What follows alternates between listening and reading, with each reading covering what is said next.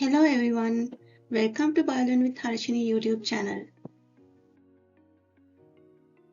Today I'm going to explain the structure and function of nucleic acids, DNA and RNA very simply.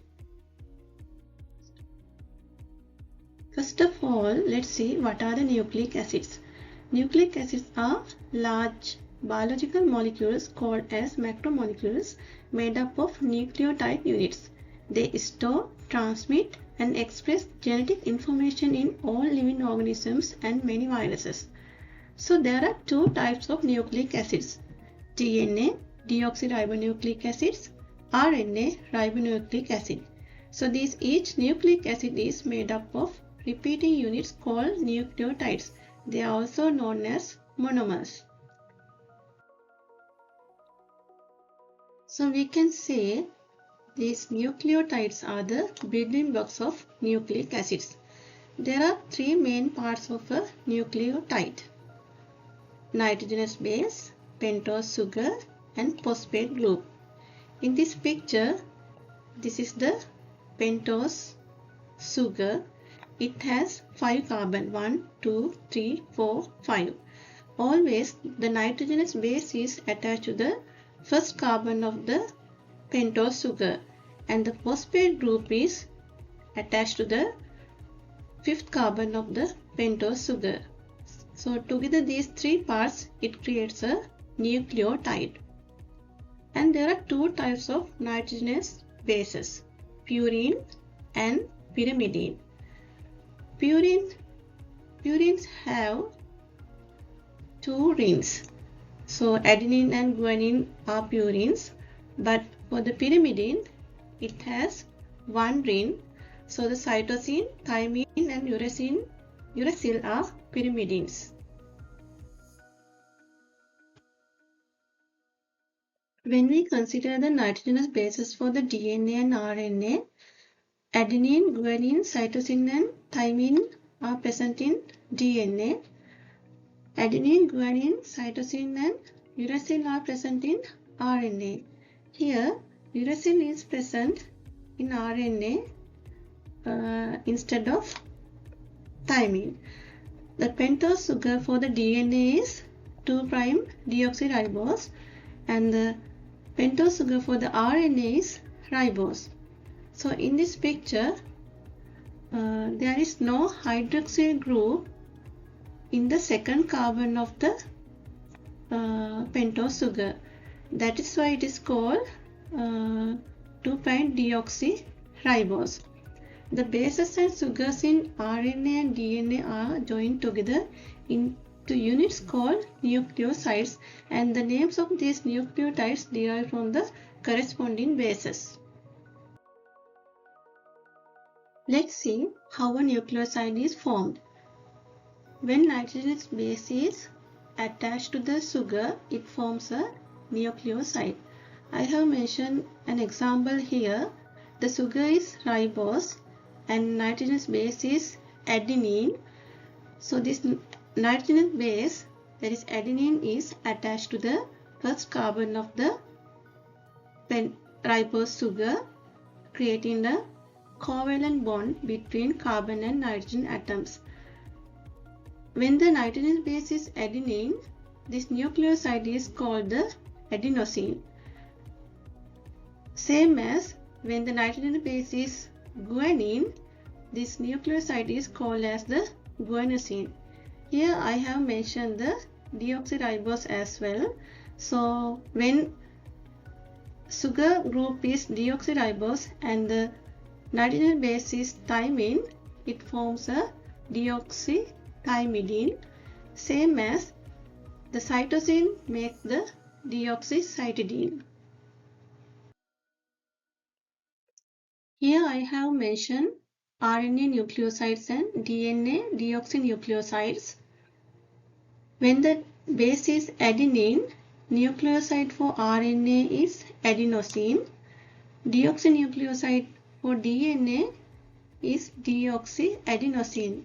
Same as for the guanine, guanosine, deoxyguanosine. For the cytosine, cytidine, deoxycytidine. Uracil is present in RNA only. So the nucleoside is uridine. Thymine is present only in DNA. Therefore, deoxynucleoside is called deoxythymidine. Since thymine is not found in RNA, its nucleoside is commonly called thymidine. The prefix deoxy is usually omitted.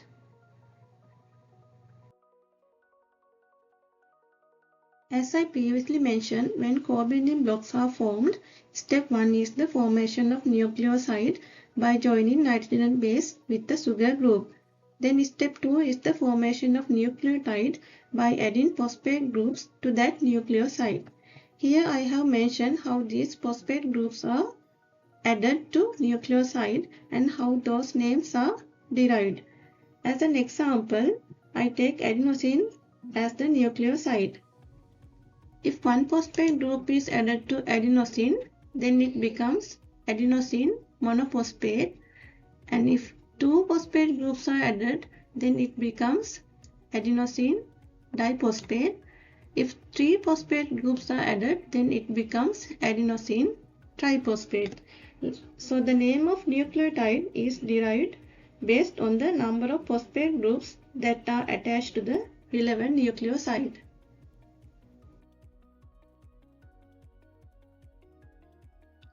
In this table, I have mentioned names of all the nucleotides based on number of phosphate groups for both DNA and RNA.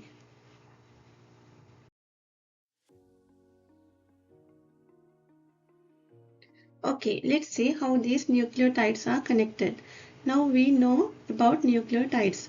In a nucleotide, the nitrogenous base is attached to the first carbon of the pentose sugar, while the phosphate group is always attached to the fifth carbon of the pentose sugar.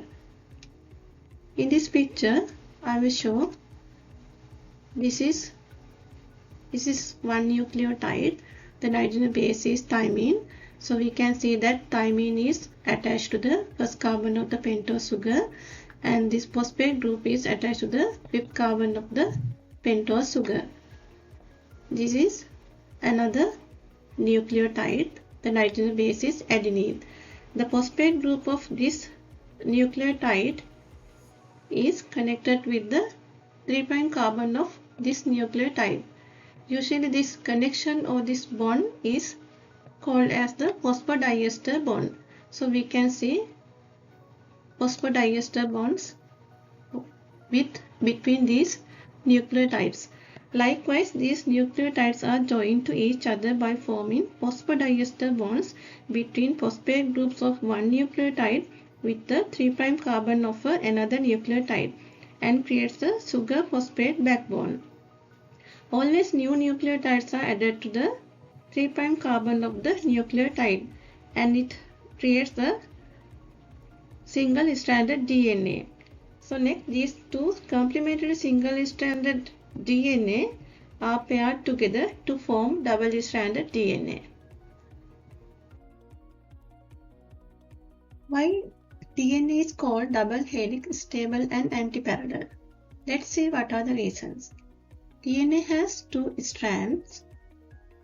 One end is the 5' end, which has free phosphate group, and the other end is 3' end, which has free hydroxyl group. For the other DNA strand, same as there is 3' end and the 5' end. These two strands run in opposite direction. One strand runs 5' to 3' and the other runs from 3' to 5'. Therefore, DNA is called as the antiparallel. So the bases in this DNA specifically pair through the hydrogen bonds. Adenine pairs with thymine using 2 hydrogen bonds, and the guanine and cytosine are paired with 3 hydrogen bonds. So in DNA, sugar phosphate backbone are outside and the base pairs are inside. So the DNA is called a double helix because It consists of two complementary nucleotide strands that twist around each other to form a spiral ladder-like structure. Here. So DNA is highly stable because of its double-stranded structure, strong sugar phosphate backbone, hydrogen bonding between complementary bases, base-stacking interactions, and the presence of deoxyribose sugar. As well as it is called that the DNA is semi-conservative. That means during the DNA replication, one strand serves as a template for the building a complementary strand. When it comes to DNA forms, DNA can adopt different structural forms. Those are bDNA, aDNA, and zDNA. bDNA is the most common form in cells. That is the DNA proposed by Watson and Crick. So the aDNA is formed under dehydrated conditions and in DNA-RNA hybrid. zDNA, that is left-handed helix associated with GC-rich regions and gene regulation. RNA is single-stranded and unstable. So RNA differs from DNA in several ways. Usually, it is single-stranded, making it less stable than DNA. And RNA contains uracil instead of thymine. And RNA contains the sugar ribose instead of deoxyribose. When we consider the types of RNA, there are three major types of RNA: messenger RNA, transfer RNA, and ribosomal RNA. So the mRNA carries genetic information from DNA to ribosomes. Transfer RNA, that is tRNA, transports amino acids during protein synthesis. And ribosomal RNA, that is rRNA, forms ribosomes and catalyzes the protein synthesis.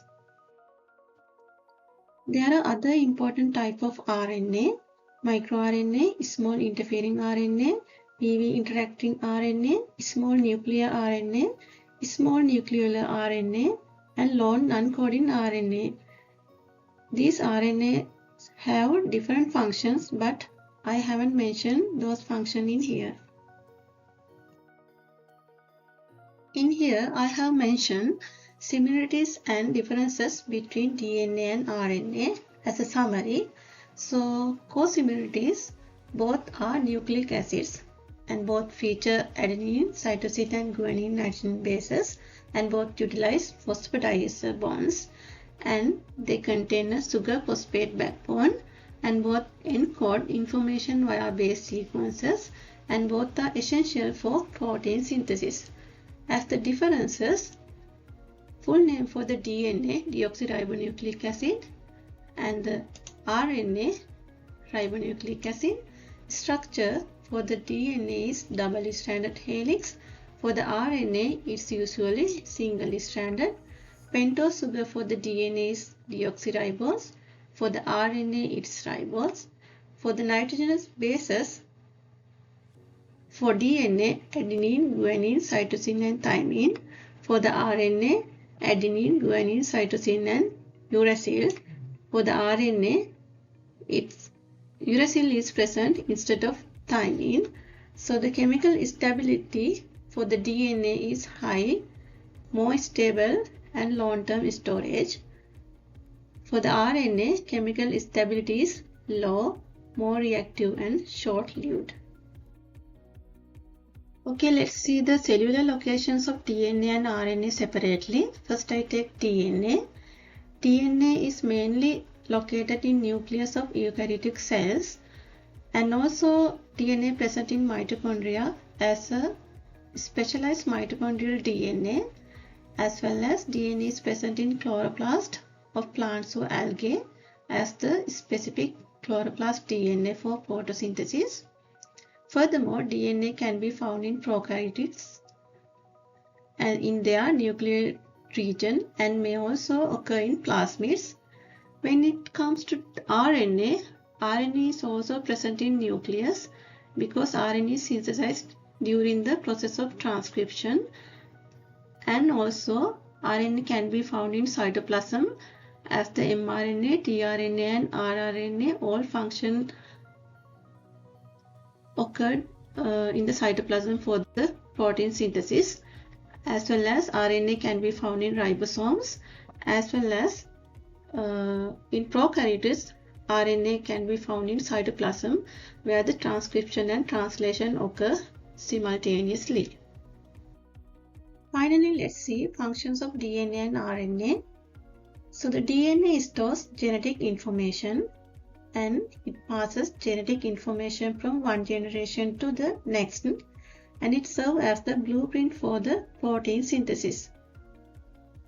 Then RNA transfers the genetic information from DNA to ribosomes and participates in protein synthesis and regulates the gene expression and cellular activities.